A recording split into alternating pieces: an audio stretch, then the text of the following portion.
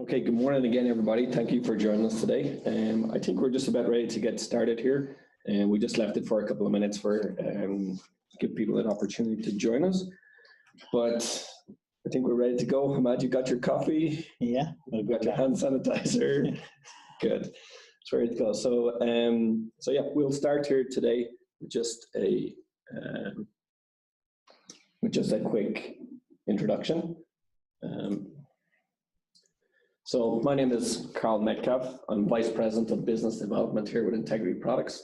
Been with Integrity Plugz here for almost 4 years now, so it's been 4 years of lots of fun, so it's been good. I have a degree in Business and Procurement Supply Management, and I have over 18 years experience in the construction and the oil and gas industry. Joining me today for today's webinar is my colleague Ahmad. Ahmad, would you like to do a quick introduction? Thanks, Karl. Hi, everyone. This is Ahmad Rana. I'm the Technology Commercialization Director with the team Integrity. I have master's degree in Materials and Corrosion Engineering, and I have slightly more than 10 years of experience performing the field inspection, asset integrity, as well as R&D functions for corrosion. Fantastic. So just a quick run through on today's agenda. So we're going to be discussing CUI and the damage some other damage mechanisms. We're going to be looking at condition monitoring locations overview. We're going to look at our inspection port selection criteria, so some of the items that you might consider when you're trying to select a particular type of inspection port. We'll then specifically look at our Integrity Plugz. We'll have a quick run through the rest of our product range. We'll do a summary, and then we'll leave some time at the end then for participants' questions. So yeah, so to get us started then, Ahmad, we might just get right into it. We'll start talking about some of the degradation mechanisms, specifically kind of in relation to inspection ports. Yeah, thanks, Karl. Yeah. So this is the I would say short summary of some damage mechanisms that have been reported by American Petroleum Institute. I think these may be 20 or 30 damage mechanisms, but they are total 17 numbers, and they have the different triggers for the happening of each damage mechanism and different failure modes and how they look like. But there is a commonality with all damage mechanisms that they can be inspected and accordingly they can be mitigated. In this figure, like in this slide, we can see the damage mechanism that are red highlighted and underlined. So these are all the damage mechanisms that can be inspected or that can be diagnosed through the use of the inspection ports or condition monitoring locations. So like speaking about the cavitation, erosion, corrosion, these are the like quite common damage mechanisms in the piping system, and also like the galvanic corrosion, caustic corrosion, and especially when it comes to the refinery, there are like state-of-art damage mechanism like naphthenic acid corrosion or ammonium chloride. So they all require some sort of non-destructive examination on the external surface of the pipe, and that's why we need any inspection port or condition monitoring locations. Like the damage mechanism thermal fatigues or dissimilar metal weld cracking, we don't require any external, like the UT measurements and stuff like that. So we need to have an optimized inspection plan. And for these damage mechanisms, the inspection plan or the inspection strategy should take into consideration the CMLs or inspection ports. So in this slide, the one damage mechanism I have shown like with a cross in front of that is a CUI. It's a corrosion under insulation. The reason why I have made it crossed and unique, because it's a damage mechanism and highly unpredictable. And this damage mechanism that doesn't regard for the integrity operating windows. So I would just like throw some light quickly on the concept of integrity operating windows, like within the asset integrity program. So it seems like we have an old-fashioned car, so we will try to like run it at lower speed, and we won't try to use it for making the long for traveling to the remote locations. So same way, depending on the damage mechanism in the process equipments, we try to so I would say lower down the operating conditions, so to avoid any sort of like failure in the equipment. So that is the concept of IOW.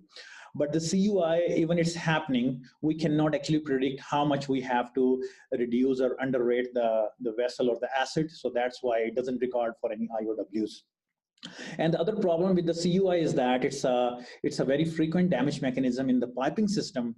It's a reported fact that 40 to 60% failure in the process piping is because of CUI.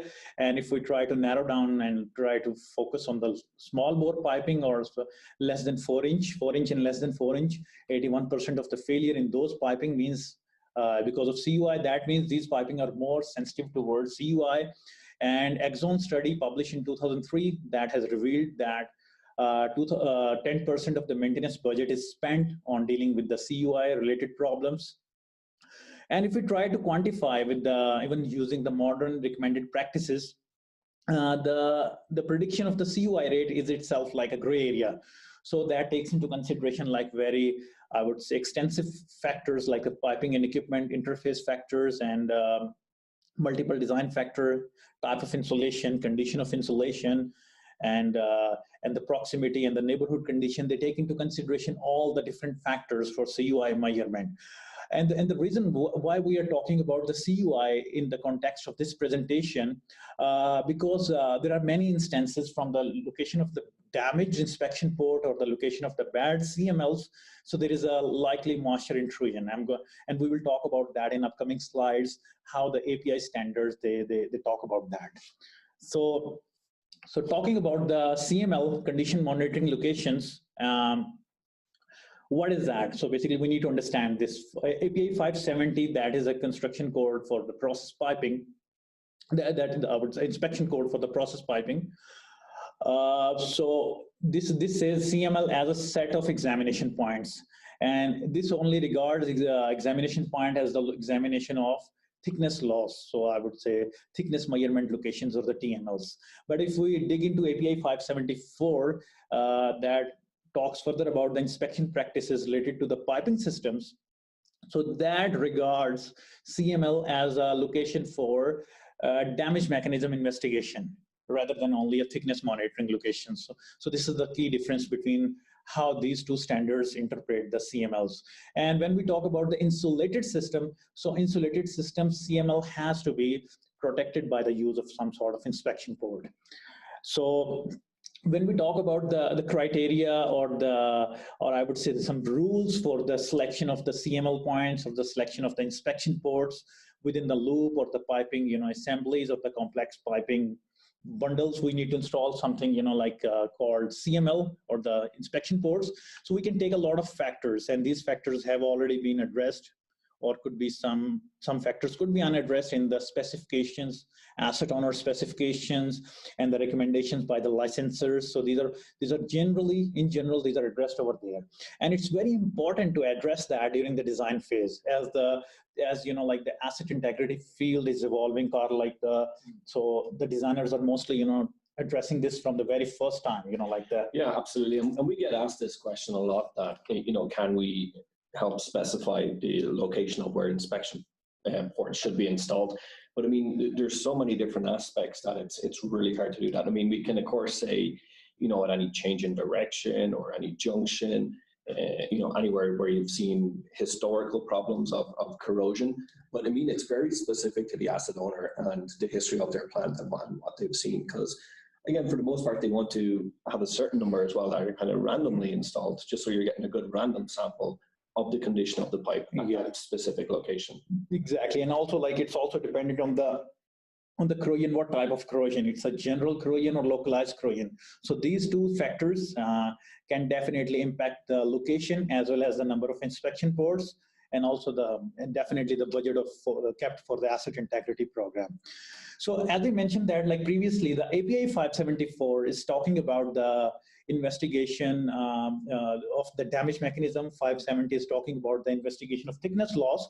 But there is another interesting thing about the inspection ports of the CML is that it's a telltale thing for the process, optimization as well. For example, we are using some inhibitors, some, like neutralizing chemicals, and that are quite frequently used in the oil refineries and petrochemicals, where they might be injecting hydrazine or other chemicals to reduce the aggressive nature of the service. So because that can impact the corrosion rate, so we need to have some sort of condition monitoring location, even to quantify or to qualify the effectiveness of the injection programs, the chemical injection programs. So like this is complete, like this is the picture showing like the recommended locations where we need to conduct the radiography or the ultrasonic thickness, considering the location of the chemical injection. And also, like, some interesting thing is like with inhibitors is that like there have been in market like inhibitors called filming inhibitors. So filming inhibitors, what they do, they build a protective or passive layer on the inner surface of the pipe. So whenever they are injecting the inhibitors, so accordingly the corrosion rate on the pipe could be minimized, and accordingly that reduced corrosion rate has to be monitored from the external surface of the pipe via CMLs. So that's why it's very important for the process optimization. Yeah, and here, Ahmad, as well, just some of the other aspects that some of the other questions that you may be asking in trying to select the proper inspection port for your application are obviously like the access size requirements. So maybe depending on the type of test that they're doing, the size of their equipment, how thick the insulation is, access size is one of the big considerations. Yeah, absolutely. Yeah, like if we talk about the access size, so I would say it's very much decisive on the inspection program. We might come across a situation where we have an inspection port, where we have a CML properly defined, but the size is too small that it cannot give you a quality data. So I can give you an example, like API 579 is a standard that is meant for the FFS, fitness for service assessment of the pressure vessels and the piping systems. So what is the challenge being addressed for the CML point of view is a factor called coefficient of variance. So for example, if we are taking the ultrasonic thickness at a pipe and it's too small, we can get only one reading. So one reading could be underrated or exaggerated. It could be anything.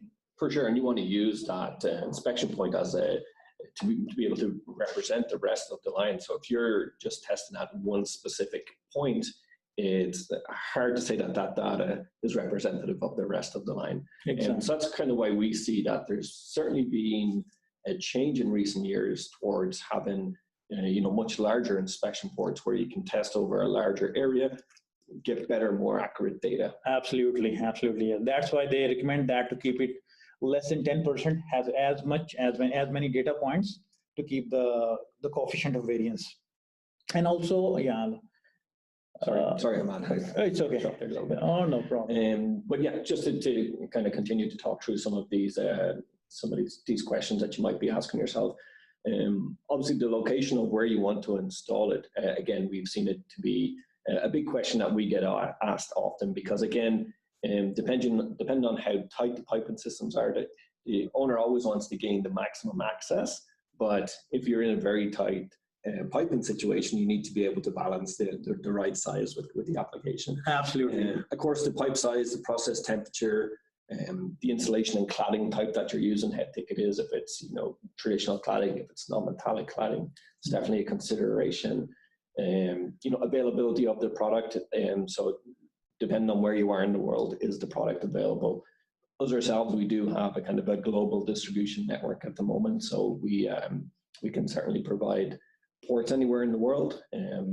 The obviously cost, especially these days, is a bigger and bigger factor kind of thing. But again, so it's kind of, we see some people will concentrate on the unit cost of the product, but really you have to consider the labor cost for the install and the total cost of ownership. Like, is that port doing the job you want it to do? Is it going to stay sealed?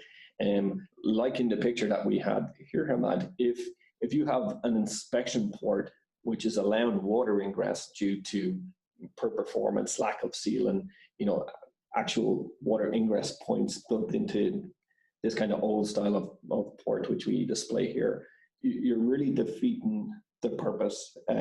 You're going to find corrosion right where you're looking for it because you're using a per performing inspection port. Yeah, absolutely. And also, like, imagine that it's a medium pressure steam line. Let's say the temperature of the steam is 200 degrees Celsius.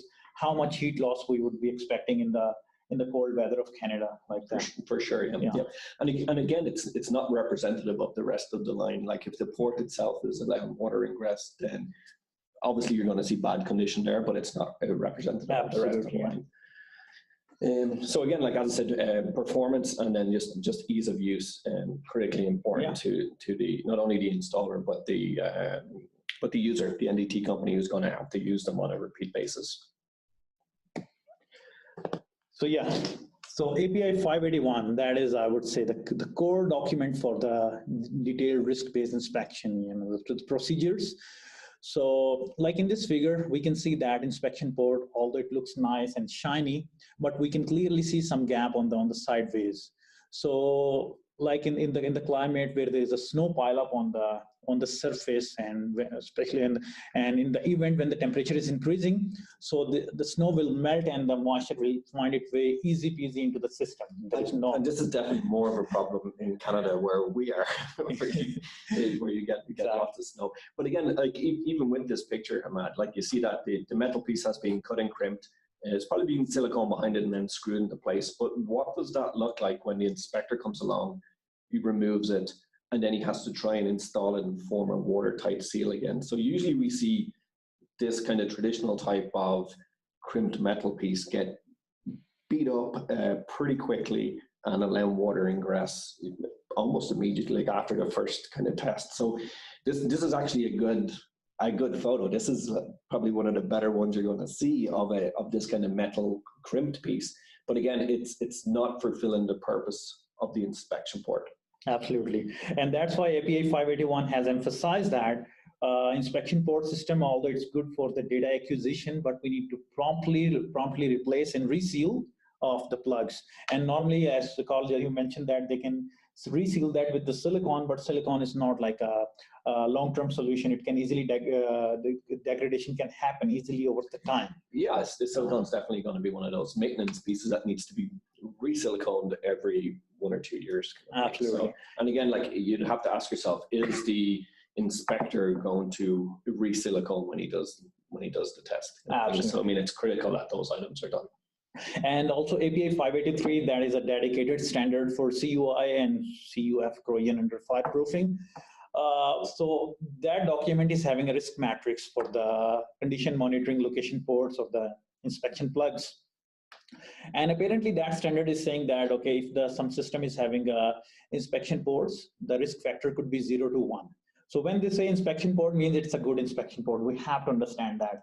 But if the inspection port is allowing the moisture, so the risk could be higher. So the score for the good inspection port, that is 0 to 1, it can turn into 5 if the port is bad. So definitely, so it can degradation can happen very quickly over the time. And another thing is about the durability of the material. So we can see this instance like the inspection port. I believe it's a sealing of the edges as well, and also maybe, Karl, for the visibility purpose, they want to show it to someone like this. But perhaps if it was me, I'd be trying to hide it. But yeah, certainly here again, this is kind of, and again, we still see lots of this in the field where people are trying to just make their own inspection ports in the field, and this is kind of what it leads to, is kind of like duct tape and stuff being used to try and seal it. So again, it kind of flows into what we were discussing in the total cost of ownership and ease of use. I mean, obviously you can imagine an inspector coming along to this piece and trying to peel off the tape and gain access and then retape it afterwards. It's going to take more time to do this inspection. Yeah, still I'm like feeling challenged whether it's a tape or it's an adhesive one, that I can't figure out. But like the main challenge with that, like the durability, especially in the event when the system is mechanically abused, like someone stepping on the lines, and also like in the climates like the Gulf Coast, we have the issue of the ultraviolet radiations. So in that case, the port can be easily compromised or the damage over the time. So like even if like the trademark ports are being used, they can those can be compromised. So even the 583 standard that clearly says about the durability, that like the areas where the insulation plug is there, they can be easily they could be high risk when the port is damaged or misplaced. Sure. And another thing that is about the losses from the system, as I mentioned earlier, the inspection port that is improperly installed, and the port that is especially that is missing the insulation from the system, the cutout insulation, that can be subjected to thermal losses. So it's quite common practice across the industries, like where they need to make the entity examination. They just make a window by cutting out the insulation. They take it out and they might place it on the platform or something. Or it might be a rainy day or the foggy day or something. The insulation is trapping the moisture. And I've even seen firsthand like insulation being reinstated back into the cavity, and it's half insulation, half snow. But it's very hard to replace that cutaway insulation to the same sort of integrity as you'd want in the system. Exactly. And it was an item just like this was the driver behind our development of our integrity pillows, which kind of solved this problem. But again, we can talk about them in later slides. But yeah, this is still something that you see regularly in the field. Yeah, here is something like if we just try to take this system and compare it as per API 583. So the very simple question that we can pose on ourselves, whether the risk rating for this system before making the window is same as it is after making the window. So that could be the question we can pose ourselves. And also the other problem could be that is the risk rating for CUI. The other problem could be the thermal losses. Definitely, if there's a system was running at high temperature, we need more thermal energy and more fuel to maintain the same temperature of the system, and thermal loss is definitely a problem in that case. So Karl, as you mentioned earlier, ease of use, especially with our colleagues and the fellows who are in the industry doing the raw access thing. So they have everyone having two hands, two pockets. Yeah, I think this is the big thing, like with our integrity plugs, that they are attached with a lanyard. So once you open them, that they will hang there.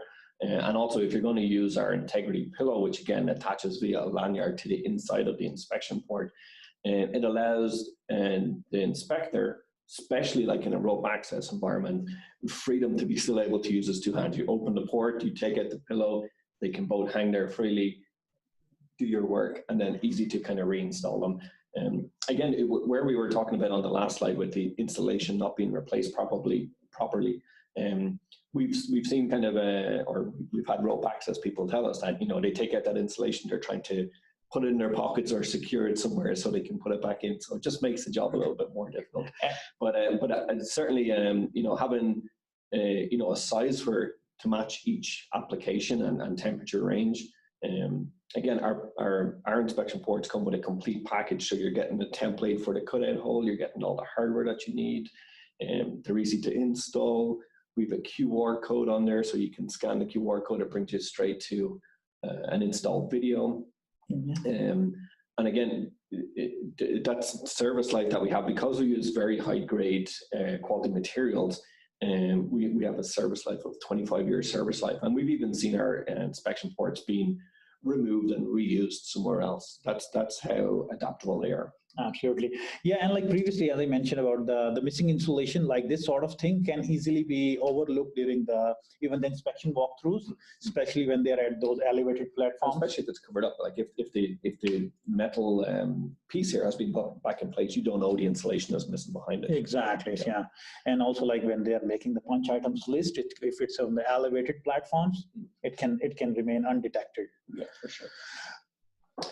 And so let's get into talk about our integrity plugs in a little bit more detail. So right from the start, we kind of built the port from a very kind of engineered level. The flexible metal skeleton is one of the key elements of the inspection port. So our port is the only port available on the market that can actually bend and contour to suit the curvature of the cladding which it's been installed into. So in turn, this leaves it that it's much easier to form that watertight seal and to be able to maintain it.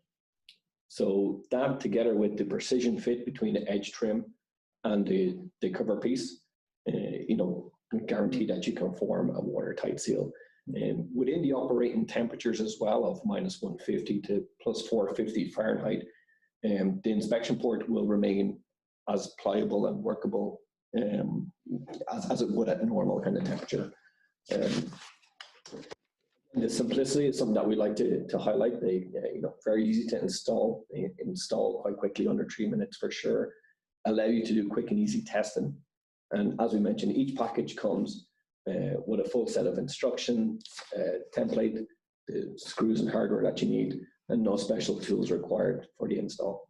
In terms of flexibility, we've seen them used in any number of places, but yeah, they can certainly be used on elbows, small bore piping, corrugated sheeting, tanks vessels. They work with all types of insulation, particularly kind of low profile installations. They work particularly well with. Again, Integrity being a huge part of the product itself and carries the company name, maintaining that watertight seal has been one of the key aspects of why our inspection ports have become so popular. And again, Ahmad, I think we had a number of asset owners who we approached who just seen inspection ports as a future maintenance problem, that it was something that it was going to allow water ingress. It had to be maintained. You had to upkeep the silicone. They were difficult to open and close.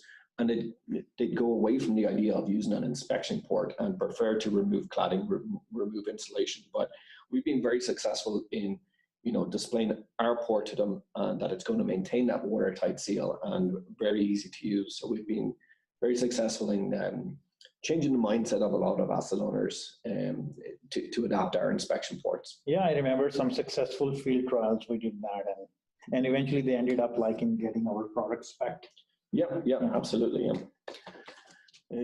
To speak of access, then we've got the largest range of sizes available on the market. So we have right from our small 2.5-inch round inspection port up to our 14 by 4.5-inch oval, which is great for the large bore piping, tanks, vessels, that kind of work. And as I say here, kind of all allow kind of repeat access for ongoing asset integrity management.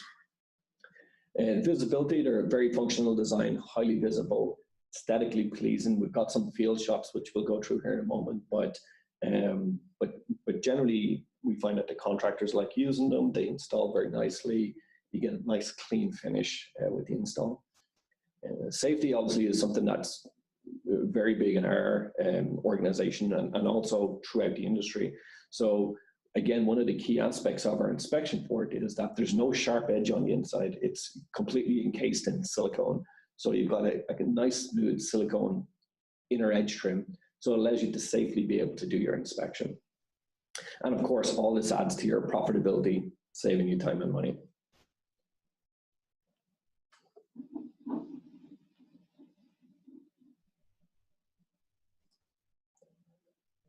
So here's just a couple of quick shots. You can see on the left-hand side here, the inspection ports can be bent into some quite extreme scenarios and still remain workable, even bent to this sort of degree. And it's because of the flexible metal skeleton that's embedded in the edge trim. And this silicone then is actually bonded directly to the metal. We use an 18 gauge steel for the metal, and in our manufacturing process, the silicone is actually poured at a very specific rate at a specific temperature, and then allowed to cool along the right time frame so that the silicone actually bonds to the metal. So this helps kind of spread the load of the bend and the curvature. You're not going to get any kinking of the metal or metal fatigue at one particular spot. So these are just some of the product sizes that we have available. So as I mentioned, from our 2.5-inch round right up to our 14 by 4.5-inch oval. So with this kind of number of sizes available, you really can find an inspection port to suit your specific application. As mentioned, each inspection port comes with a full kit. So we have the inspection port itself. There's a cardboard template which you can use just to put onto the pipe and mark out your cut hole. You come with a full list of instructions, and as I mentioned, you have that QR code which you can scan with your phone, brings you directly to an install video. And just this month, our Integrity Plugz now come with the Gerbil Duplex 318 LN stainless steel screw. So very, very high quality stainless steel screw. Again, another item just worth mentioning is the unique low profile design which our port has. So you can see on the top picture here, the Integrity Plug is on the right hand side, and it's just in comparison to a more traditional type of inspection port on the left hand side there. But that low profile design is key in many scenarios, especially if you're using low profile insulation systems like aerogels or something like this. They can be 5 or 10 millimeters. So our port has a total thickness of 20 millimeters, but it only penetrates in through the cladding and into the insulation 4 millimeters. So the vast majority of the plug actually sits on the outside of the cladding. Yeah, I think that is very interesting to know because there is a lot of innovation coming with the insulation systems, like the size of insulation, thickness of insulation is reducing day by day with the use of the advanced materials. Now they are with more. Absolutely, there's just many manufacturers now have a low profile hydrophobic insulation alternative, and which works great, especially in kind of cramped piping conditions. Like if you can install 20 millimeters of insulation rather than 3 inches, so like this, there's huge advantages to it. So again, we see that our plug works particularly well in this scenario. We've seen some other plugs that are available on the market. They have different ports that work in only one application, where we kind of built our inspection port to work in many applications. This is just some nice field shots of, I think that's our 9.5 by 3.5-inch inspection port installed on a tight 90-degree elbow. So you can see it kind of takes that form and curve quite well. And using conjunction then with our integrity pillows, as you can see here, you're able to open the integrity plug and it will hang there via the lanyard, and then you can remove the pillow, which replaces that cutaway insulation which we spoke of, and they will both hang there. Do your test, easy to reinstall them and close them. Because everything in the oil and gas industry needs to be able to take a punch, I thought we'd have a look at some photos of plugs that have been out in the field for a number of years. We usually have nice, clean, crisp marketing photos of our inspection ports, but it's nice to see and we see it often when we go to do asset owner visits and Karl and Ahmad, and you see them there being installed for maybe 4 or 5 years. Yeah. They've been taken and beaten. It's no problem to them. One of the key aspects of our inspection port, like the center photo here, is that flexible metal skeleton allows the port to be able to bend and manipulate to any sort of mechanical damage that it might receive, while still maintaining the watertight seal. You can still go and use this inspection port if you wish. You might have other problems with the cladding, but the port itself is maintaining that watertight seal. Yeah, just imagine like in the event of snow, thunderstorms, or rains, if the port is being damaged, it could be. Yeah, like it has to be replaced. I think certainly a lot of care needs to be put into the inspection port selection, because many asset owners have told us that it's one of the high-risk water ingress points if it's not correct. And we've also seen, again, some kind of traditional ports that are available in the market that they just don't have a great temperature range. So whether it gets too cold, the cover will shrink. Yeah, it will experience shrinkage and literally fall out, and then you've got an open hole in your insulation system. And I always kind of think of it that asset owners spend millions of dollars on their their insulation and cladding systems, and you know, it's not good enough to put a cheap port in there that's not going to do its job and will potentially lead to lots of problems. Absolutely. We also do our inspection ports in an EPDM variant. So these come in all the same sizes, same package, everything like this. The only difference being that our silicone port has a temperature range of -150 to +450 Fahrenheit. Our EPDM variant is -58 to +300 degrees Fahrenheit. So if you've got a lower process temperature, the EPDM is certainly a good alternative as well.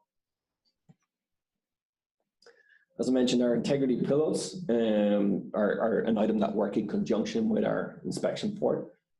They replace the cutaway insulation and act as almost like a heat barrier to the inspection port if you've got a very high process temperature.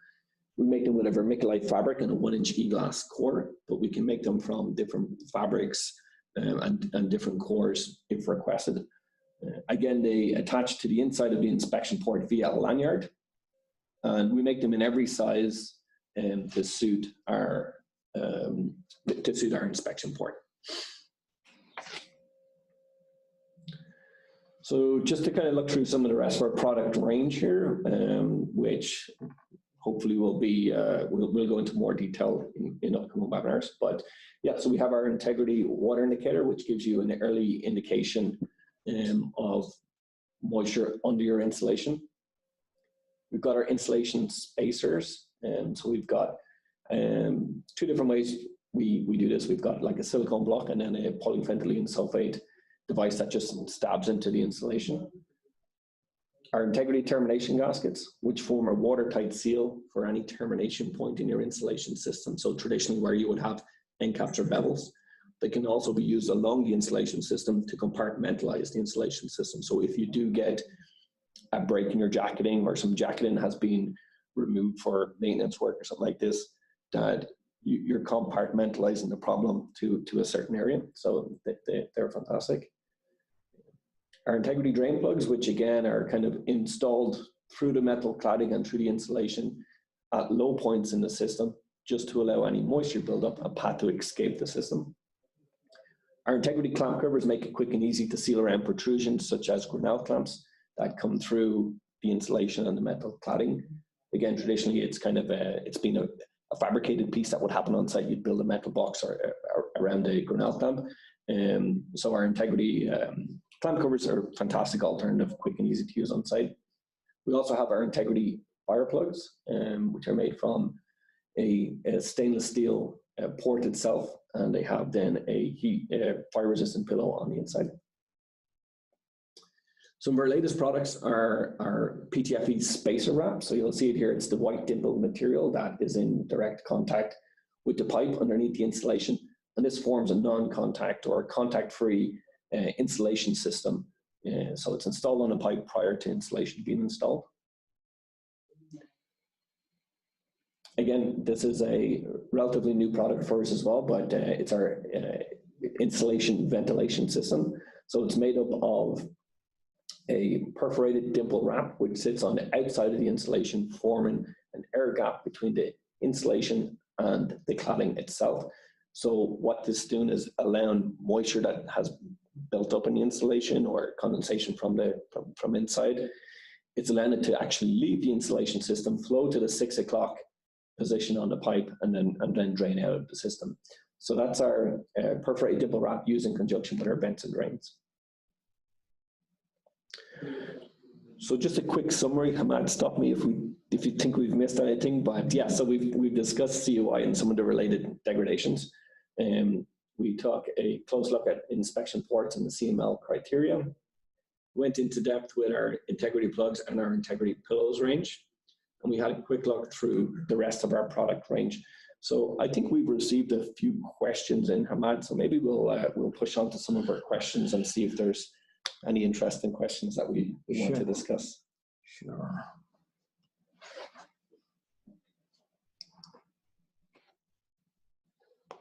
So I see one of our first questions here, Ahmad, is, again, just asking, what are the temperature ranges of the silicone and EPDM inspection ports again? So Our silicone inspection ports work from -150 to +450 Fahrenheit.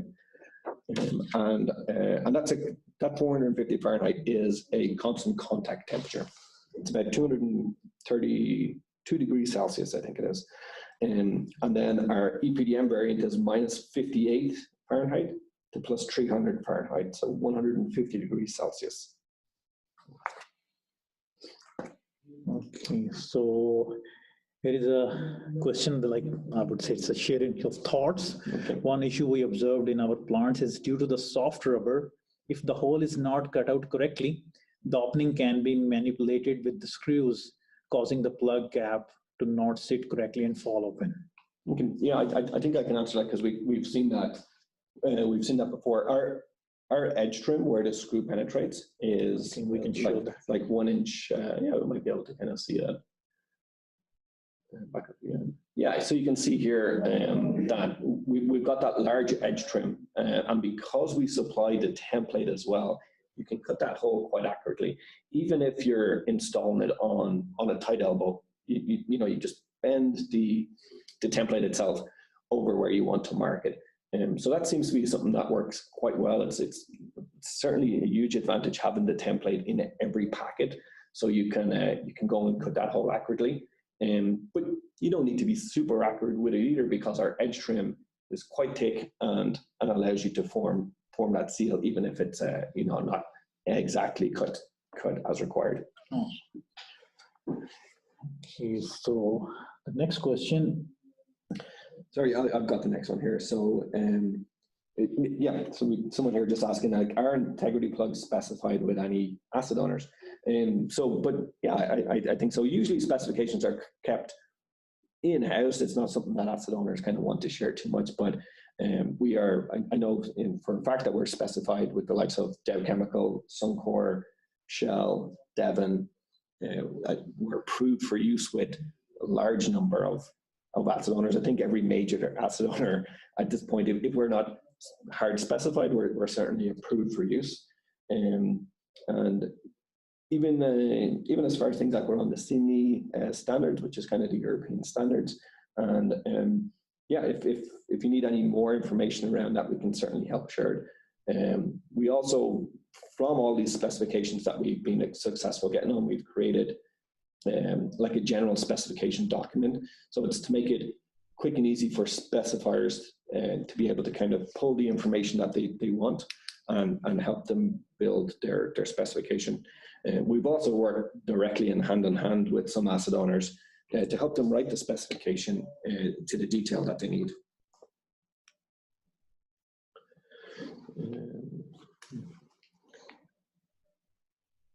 So just one other question we have here is, do you have a high temp insulation pad that is resistant to hot oils? To avoid auto ignition. To avoid auto ignition.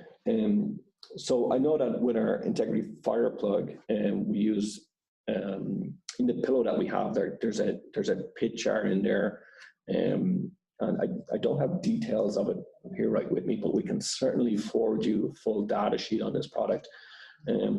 But yeah, this is designed as a fire plug, so it will seal the port opening as required if you're in a fire or very hot conditions. Yeah, and also it's tested as per like various ULC standards and NFPA standards. That is for National Fire Protection Agency. So yeah, under different conditions. Definitely we can get more details and we can send. Yeah, I think so. We don't have to in front of us. Yeah. One other question I see here is, do we have distribution in the US? So yes, we do. We've got many partners in there, and we deal with Distribution International, who have branches across the states. Also SBI, and they've got again branches across the states. I think almost several in each state. And NDTsupply.com are a full e-commerce site which sell all things NDT, and they're also one of our representatives in the states.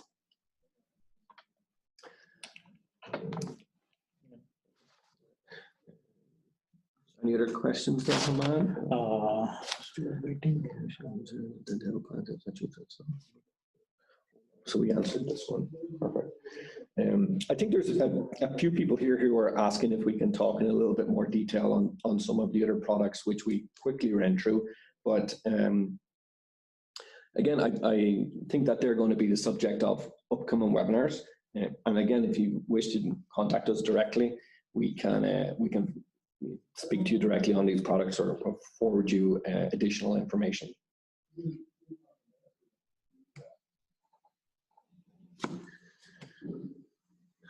Okay, so I think that's all the questions that we have for today. So one other little bit of housekeeping, we do have a $100 gift card, which we've done a draw just as we were starting our webinar here today. So I'm just being handed the note here, Andres Sotanawan. So congratulations, you've won our $100 gift card. So we'll contact you here right after our webinar and touch base with you and make sure we get that to you. So again, it's just a little thank you for everyone for joining us here today. So again, I just kind of like to point out that we're quite active on our social media, especially LinkedIn. So please feel free to follow us there. That's kind of where we bring our latest product information, field shots, any learnings that we've had. So it's always great to get on our LinkedIn and see those updates. Also, please feel free to reach out to us directly anytime if you have any additional questions after today's webinar. So again, my name is Carl Metcalf, and my email address is there, carl@integrityproducts.com, and my direct cell number if you wish to reach out to me. We've got Ahmad there as well for any technical questions. The more technical, the better. The tougher, the better. And of course, you can reach us through our info email, which is info@integrityproducts.com. And please feel free again to check out our website, and lots of additional information there. We've got lots of product photos, field shots, videos, and we also have a YouTube channel, which we've got, again, lots of videos. We are very lucky that from a lot of the contractors in the field, we get certainly weekly photos coming from them or install videos and stuff like that. So where appropriate, we try and share them as best we can. But yeah, so again, thank you everyone for joining us today. I hope the presentation was informative and of value to you, and hope to see you on our next webinar. Thank you. Thank you.